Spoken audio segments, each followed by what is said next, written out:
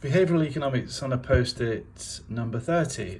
Budges, an alternative behavioural public policy framework to those that I've outlined so far. Which were the nudges and the shoves. Nudges and shoves are paternalistic instruments, really. They are, at least in their original definitions, as I've said in those previous videos, they're meant to focus upon changing people's behaviours for those persons' own good themselves, the people that you're actually changing the behaviour or trying to change the behaviour for. Budges are, I would argue, are not paternalistic. I like budges principally, I suppose, because I developed this framework myself. And I believe that a budgie is not trying to change people's behaviour for those persons' own good. It argues that it's sometimes legitimate to try to change people's behaviours if those people are in some sense either using behavioural science or are influenced by behavioural science, and as a consequence impose harms on people other than themselves. So it's kind of looking at the negative externalities. Sometimes it looks at positive externalities. That's when somebody can do something else that leads to a benefit for other parties. But mostly I think it probably focuses upon ameliorating negative externalities, that is to say the harms that people can potentially cause other people. Just ignore these little circles that I've drawn at the moment here. I'm just going to focus again upon the sort of three-dimensional diagram, just to illustrate where budges fit in this type of space. So this is similar to the diagrams that I presented for both nudges and for shoves. The way that this diagram differs compared to shove policy is that the horizontal axis has been inverted. So now, if we were to move towards the origin, excuse me, that indicates that the policy intervention is focusing more upon trying to ameliorate or to affect in some way externalities, rather than being a paternalistic instrument that focuses upon trying to improve internalities, right? Like coercive paternalism, but unlike libertarian paternalism or nudge policies, the budge policies will tend to be regulatory. So they'll call for what's called behaviourally informed regulations against externalities. So as you move towards the origin, the policy intervention becomes more regulatory and less liberty preserving in this particular diagram.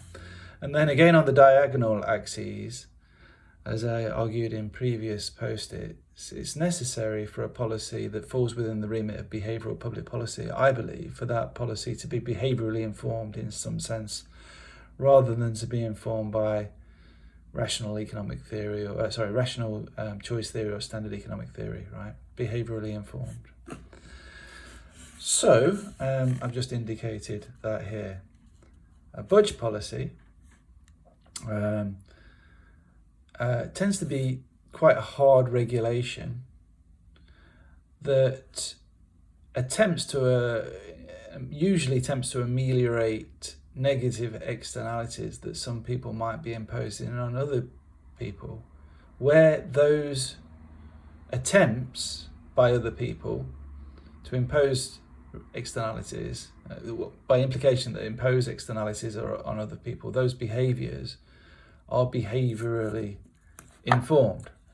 So budges will coalesce around the origin here, this little cube at the origin again, right? Behaviourally informed regulations against externalities, right? So one example, I suppose a relatively trivial example of a budge intervention, and if you thought about it, you could have budge interventions all over the place. They give an intellectual justification for policymakers to regulate against activities that are behaviourally informed implicitly or explicitly, that potentially impose harms on other people.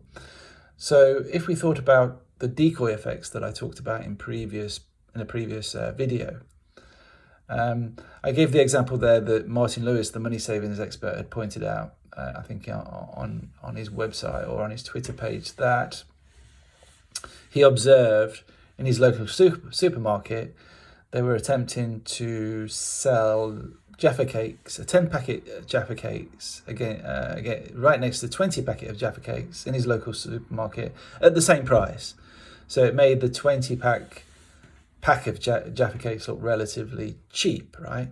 Now, you could argue that the implications of that, and you probably wouldn't be wrong to argue this, are relatively trivial. But hypothetically, if you thought that was potentially imposing significant harms on people, it was manipulating people into buying Jaffa cakes that didn't really want to buy Jaffa cakes, then you might have a behaviourally informed justification to regulate against those forms of decoy attempts being used by companies to increase their sales. By implication, if that results in people buying things that they don't really want, you could argue that that's essentially a harm imposed upon those other persons. Now, Jaffa cakes, I suppose, as I've said, most of you might think the buying and selling of Jaffa cakes as being relatively trivial, but you can imagine that these manipulations, if you like, are used all over the place in far more profound arenas that potentially cause very significant harms to customers. You could think about the online gambling industry that is almost a perfect example of an industry having the ability to manipulate people into certain behavioural or buying patterns that, for most people might not be too harmful if you're a responsible gambler and you enjoy gambling and that adds to the pleasures that you get from life and that you can control your limits on your expenditures. That might be okay, but there are, I think, a significant minority of gamblers that suffer profoundly from gambling behaviours, often gambling behaviours that they've been manipulated into. Right, so that might be budge policy might be a justification to regulate the gambling industry in certain ways against particular activities, such as perhaps offering free bets and those sorts of things. Payday loan companies, short-term loan, payday loan companies might, if they can get away with it, they might try to manipulate people into taking out short-term loans, and that for many people those loans might prove to be extremely harmful. So, for example, if the company was allowed to emphasize the joys of spending in the moment and were allowed to conceal in some way the implications of borrowing money at high rates of interest over short amounts of time, then there may be then a justification, a behaviourally informed justification, to require the industry to make the implications of its products and services much more explicit, right? So that would be another example of a budge policy. I was thinking about maybe a pandemic related one, and this focuses upon really the behaviours of citizens rather than the behaviours of companies or industry. If you concluded that because of the behavioural phenomena, I don't know, maybe it could be because of an overconfidence, for instance. Maybe it could be too much of a focus upon pleasure of activities in the present moment. But if you concluded that a significant enough minority of the population were not complying with voluntary regulations, social distancing, mask wearing, those sorts of things, in the time of a pandemic, if you thought that an insufficient number of people were doing that in order to prevent substantial harms coming out of the pandemic, then that would give a justification for a very hard form of regulation, I suppose, in the form of a national lockdown. Certainly not something that I'm advocating for here, but I'm just illustrating that as a possible example of a budge intervention. All right.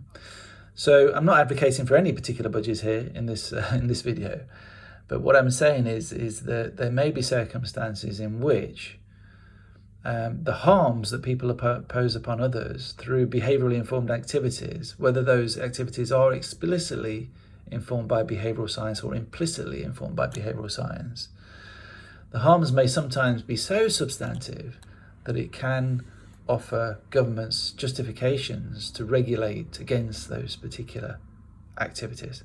So that's it. That's Budge Policy, Behavioural Economics on a Post-it number 30.